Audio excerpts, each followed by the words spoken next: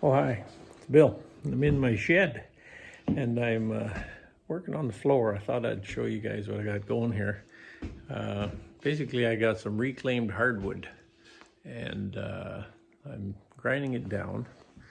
And basically, it's 1-inch material, 1x6. I laid it in. I didn't worry too much about the cracks, but I'm sanding it out. And it's going to get a waterproof finish when it's done.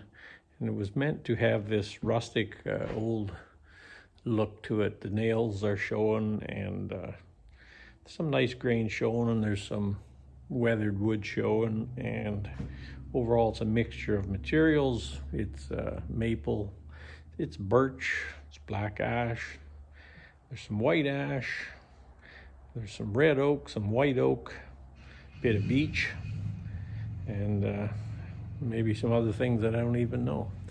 However, it was all laid down, and it's put in place with 2.5-inch nails with the air nailer, the framing nailer, and it's just a continuation of my post and beam shed at the cottage here. So my post and beam shed's all 100% weatherproof exterior. I put steel on the roof and sides, and I put aluminum soffit and fascia on, and so it's a decent building when it's all done. And this year we'll add just a neat touch to it.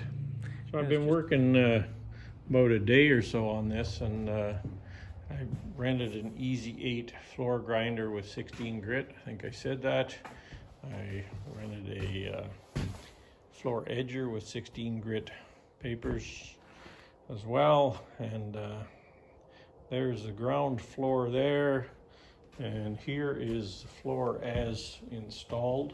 A little bit rough and some discoloration from would be an improperly stored, I suppose, in previous life.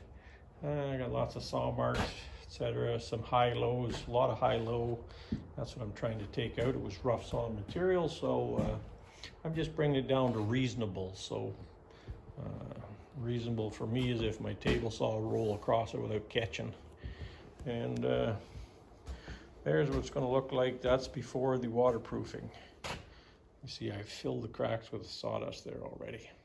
So I'm going to get back at it. I've got about another 4 hours probably, and then I'll be ready for the waterproofing. That rustic look that I was looking for.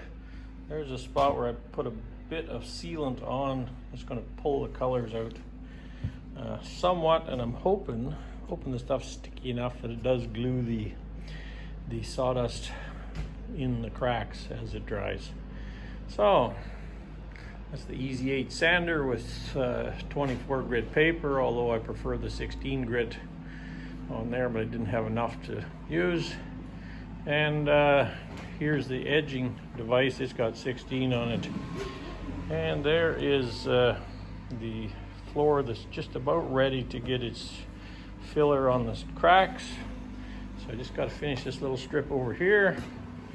And my post and beam shed with repurposed materials is going to be well on the way to being completed on the inside.